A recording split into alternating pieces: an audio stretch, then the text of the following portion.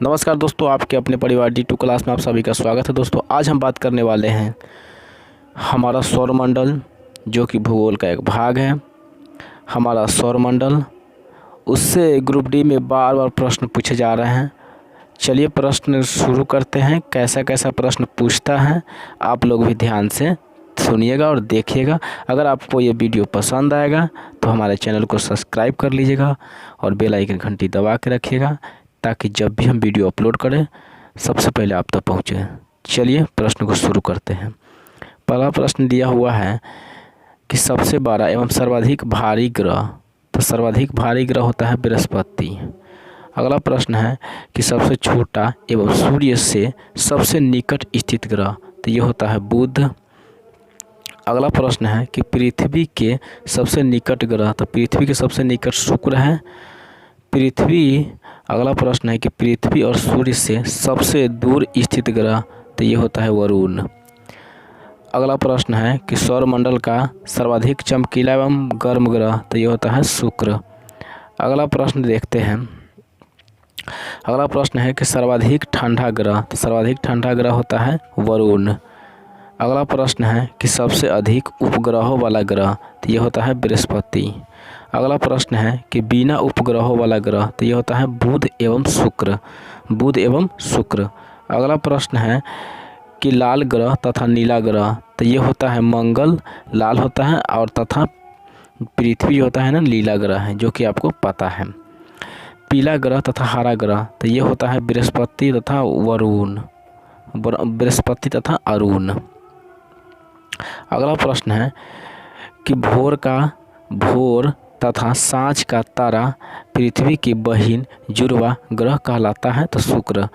इसको हम शुक्र ग्रह कहते हैं। चंद्रमा पर एक दिन तथा रात का तापमान क्रमशः 100 डिग्री सेल्सियस तथा -180 डिग्री सेल्सियस होता है। सूर्य का व्यास कितना होता है? प्रश्न है कि सूर्य का व्यास होता है, तो ये होता है 13,92,000 किलोमीटर। अगला प्रश्न है कि सौरमंडल का सबसे बड़ा उपग्रह, तो ये होता है गैनीमेड, जो कि बृहस्पति का उपग्रह है। अगला प्रश्न है कि सौरमंडल का सबसे छोटा उपग्रह, तो जो कि डीमोस होता है, जिसको हम मंगल के उपग्रह कहते हैं। शनि का सबसे बड़ा उपग्रह, तो ये होता है टिटॉन। ये क्या होता है? टिटॉन। अगला प्रश्न है कि वलय युक्त ग्रह, तो वलय युक्त शनि ग्रह में होता है। सबसे कम समय में सूर्य के चक्कर लगाने वाला ग्रह, तो ये होता है बुध, जो कि 88 दिन में चक्कर लगा देता है। सबसे अधिक समय में सूर्य के चक्कर लगाने वाला ग्रह, तो ये होता है वरुण।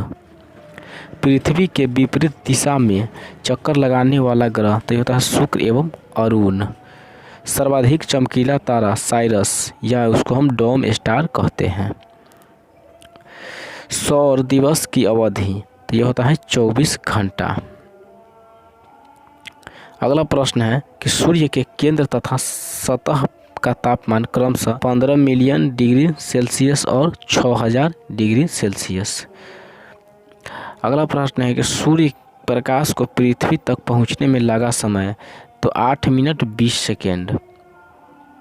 8 मिनट 20 सेकेंड लगता है। चंद्रमा का प्रकाश को पृथ्वी पर पहुंचने में लगा समय, तो 1 मिनट 3 सेकेंड। सूर्य का प्रमुख संघटक हाइड्रोजन 74% यहाँ दिया हुआ है, और हीलियम 25%। सूर्य की ऊर्जा का स्रोत नाभिकीय संलयन है।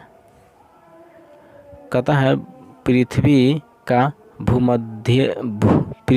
भूमध्य रेखीय व्यास 12,756 किलोमीटर, और पृथ्वी का ध्रुवीय व्यास 12,713 किलोमीटर, और पृथ्वी का विषुवतीय व्यास ध्रुवीय व्यास से ज़्यादा है, तो ये होता है 43 किलोमीटर।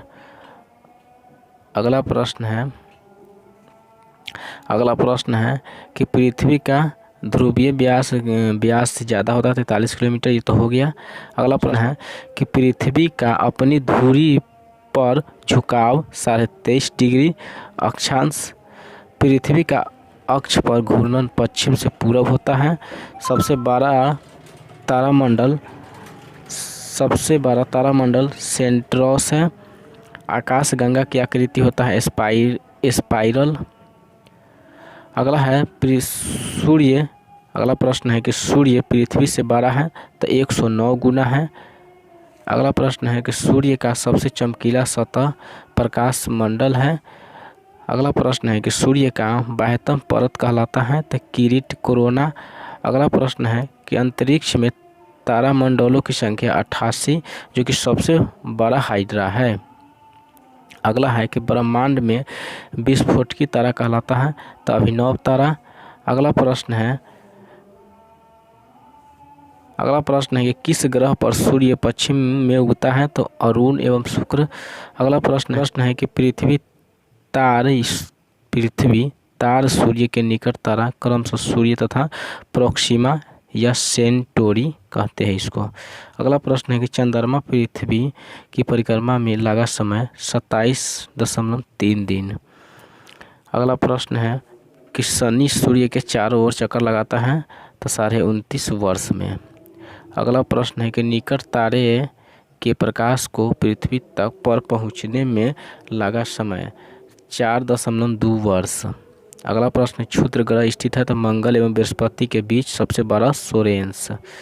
अगला प्रश्न है कि हेली पुच्छल तारा दिखता है तो 76 वर्षों के बाद जो दिखाई देगा 2062 में। चंद्र ग्रहण होता है जब पृथ्वी सूर्य और चंद्रमा के बीच में आती है। पृथ्वी जो है ना सूर्य और चंद्रमा के बीच में आएगी तो क्या होगा, चंद्र ग्रहण लगेगा।